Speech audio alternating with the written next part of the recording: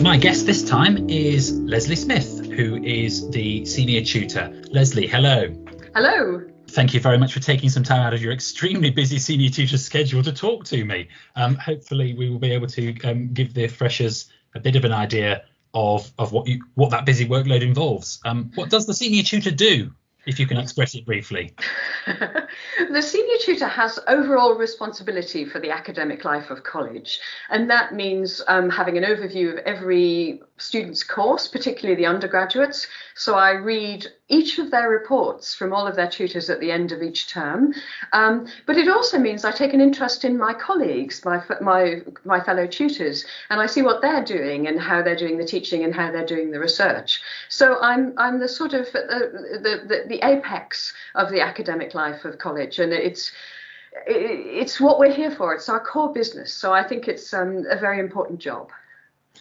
I don't think anybody would dispute that. I think you've obviously worked with many generations of students and newly arriving freshers. In your experience, how do freshers tend to feel about their first days and weeks in Oxford? Well, I think particularly mature students often feel that they're the person who got in by mistake. You know, that somehow we mixed up our papers while we were doing the admissions interviews, and we didn't really mean to take them, we meant to take somebody else. But really, I can reassure everybody who's here that that isn't the case. We're extremely careful about who we take, and we only take people who not only will be able to cope with Oxford, but who we think will thrive here at Oxford, who will be able to do really well. And what's also true is that once we've taken you, we feel a genuine responsibility for every single one of our students. So we will move everything we can to make sure that you graduate from the course with a really good degree. And with luck, you know, having really spent 3 of the best years of your life here in Harris, Manchester. Thank you. I think that is a really common feeling around the place that I've picked up a number of times, and I guess, you know, it doesn't go away in a sense. You continue to feel that maybe you don't deserve it, and that can kind of follow you a long way through your career. But I think I think you'd be surprised how many tutors, you know, I mean, Oxford is full of really extraordinarily clever people. I know a tutor who knows 44 languages at the last count. And, you know, when you are talking to that person, you know, it doesn't matter if you're a professor, you know, as I am or not, you think, well, I'm the person who got in by mistake here. So it doesn't go away. But it's not true, I think. You know, you have to remember that we all have different gifts, and we're here, we all contribute to the community. And I think, you know, we all have different things that we can offer, and everybody who's chosen to be here, you know, we think that you can offer something. So, you know, if possible, you've just got to kind of keep swimming and not try and think of that everybody else is confident and you're not. Because on the whole, my experience is that most people are sort of whistling a happy tune. You know, they've got anxieties and they're not entirely sure, but they're just kind of smiling and keeping going. And I think on the whole, if you can smile and keep going, then actually that's, you know, things will get better. It'll seem, you know, it will seem better. And very soon, I hope that the unfamiliarity of Oxford, particularly maybe the unfamiliarity of the vocabulary. You know, we call a lot of very ordinary everyday things by particular words. And it's only because Oxford's been going for centuries that we've got used to these words, and we've forgotten that people on the outside world don't call a cleaner a scout, for instance, or a bill battles. But I can guarantee that all the new students who start, by the time they get to Christmas, they are using all this vocabulary. They're used to knowing that we count weeks by numbers rather than by dates. And they're all absolutely, you know, at home with those kinds of things. And they've forgotten that they never knew that once upon a time. Yes, it's amazing, actually. People sometimes just forget the normal calendar. Yes, exactly. Purely in terms of, you know, Tuesday of 5th week or whatever. So it does come quite quickly. Another sort of slightly mysterious aspect of Oxford, I suppose, and it's one that I hope a lot of students are quite excited about, is the tutorial system. But coming in new, I suppose it can be a little bit unclear what we're trying to do. So what are tutors trying to do in tutorials? I think tutors are trying to start a conversation I mean, I can't, in some ways, teach you anything. You've got to teach yourself. And the only way it's going to get in your head and stick in your head is if you actually teach yourself. But what I can do is to find ways for you to be able to do that as best you can. And what I often say to students is that the great thing about Oxford and tutorials is that I'm not your examiner. I'm much more like your tennis coach.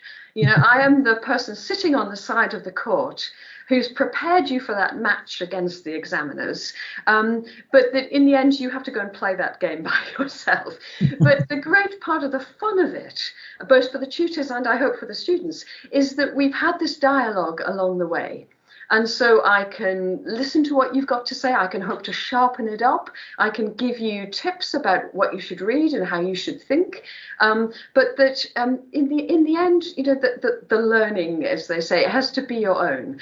But the journey that we take together as pupil and teacher, that's really the fun of the tutorial system.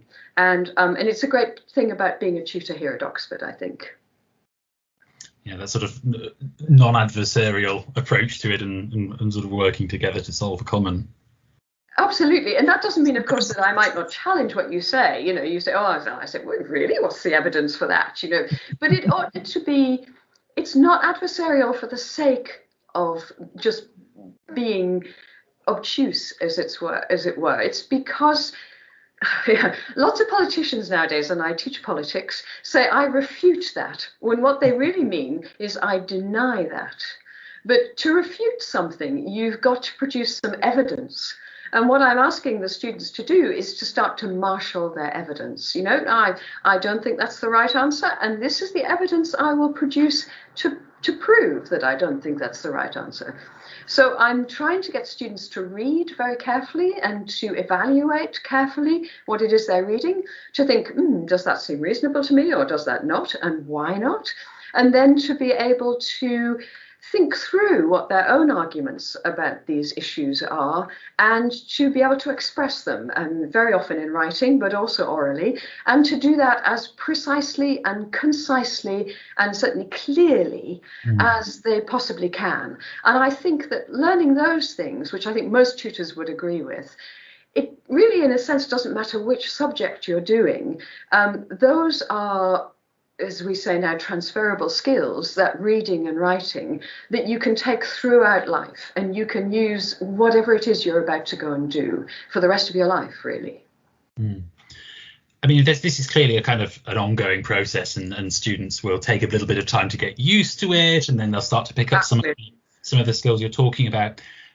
Sometimes, of course, it can be a lot more difficult, and things might not seem to be going right, and it's a fairly unusual experience for it to be really not going well. Sometimes it's more usual to have a little bit of a hiccup along the way. What can or should students do if they find it's not going well in terms of their studies? No, and I would certainly absolutely agree with you that, you know, learning isn't just a single line always on the up. I am an adult learner of the piano, and, you know, some weeks I feel I've really cracked that, and other weeks I think, oh, I'm never going to be able to make my fingers do this. You know, it's really up and down, because that's the way we learn. Our brain takes a bit of time to process things, and then to make that processing part of how we think about something new. So students should never think that if they're not just getting better in every way every week, that's somehow wrong. And as long as the long-term line is on the up, then I think you're fine, and you've got to give yourself a bit of slack for that. But if students, you know, really are struggling, then there are lots of ways at Oxford. First of all, you know, you just talk to your tutor, because the students all get to know their tutors, and we all get to know our students really well. And I hope students think that tutors are, you know, almost human at times, really. So go and see your tutor. Then we've got excellent librarians here in college, and they just love helping in all the ways they can, and they've got lots of experience of helping students to get better. Then I would say talk to your fellow students. Fellow students here are a fantastic resource, and talk to the second and third years and see what they have to say. They'll be really useful. Then there's quite a lot of stuff online. The Student Union has some very good learning and skills resources online. They're certainly worth looking at. And then, I mean, if you want to as well, you can come and see me. I've been a tutor for a long time, and I'm always happy to talk to students. And you can either come and see me in my room, or you can come and see me virtually, and that's absolutely fine. And it's often a small tweak, a different way of looking at something, a different way of organizing how you're taking notes or how you're planning your week, and we can make a big difference to how that learning is going on. Thank you very much for that. Just to finish with a couple of questions I'm asking everybody in these interviews. I hope you've had time to think about them, because I did tip you off a little bit about what they might be. What's your favourite thing about Harris Manchester? I suppose this is going to sound so sort of hokey, but it's true, and it's the community. I think college is a real functioning, positive community, and the students are an enormous part of that. I said yesterday to the first years that I spoke to in chapel that they're the sort of lifeblood in the corpse, if you like, of the community. But until that lifeblood, the energy and the excitement and the enthusiasm that the students bring, until that's here, then, you know, we're a pale shadow of ourselves. But the community is a terrific community, and I think it's a fairly non-hierarchical community, you know, so that we all meet each other and can talk and joke with each other and can talk to each other about serious things and just general parts of life. And I think it makes it a real functioning place where people look out for other people. And that's a real privilege to be part of. I really like that. Yeah, certainly I think it's a wonderful place to be able to work. And I'm glad we're welcoming some new members of the community finally. Yes, absolutely. Yes. I mean, I've been in this community a very great number of years, but it never feels stale, because every year some people leave and some people come back. You know, some people are new, and that's just fantastic. So we're constantly getting, you know, re-injections of new blood, and that just makes it just fun. And finally, what, if anything, do you remember about your own Freshers' Week? Well, I was a student at the London School of Economics, and I had a fantastic time. I loved the LS, it was great. But it was far more haphazard than all of the sort of induction things we have now. You know, just it was pretty much catch as catch can, I think. But one of the great things was being a student in London, and sometimes it's something that I try and suggest that Oxford students remember, because Oxford is a fairly small town and the university is a big part of Oxford, and so it can seem that the university is the be all and end all, and that if you're not doing brilliantly at the university and everything isn't fantastic at the university, then somehow life has fallen apart. But the great thing about London is I would walk back from a lecture or from a class, and I would walk back to where I was living, and you would see the whole of London getting on with its life, not thinking about what you were doing and what everybody else was doing and what the university was doing. And that gave you a sense of proportion. And it allowed you to think, well, yeah, you know, that seemed like a disaster, but in the great scheme of things, it probably wasn't, you know, and other people live their lives. And that was the kind of good lesson to remember, that we put a lot of into being at university, and we think it's serious and important, and we really relish the life of the mind. But actually, there's life outside of this, and keeping things in proportion is a really good thing to remember. That's a great piece of advice to end on. Thank you so much for talking to me, Lesley. Great to talk to you, Ashley.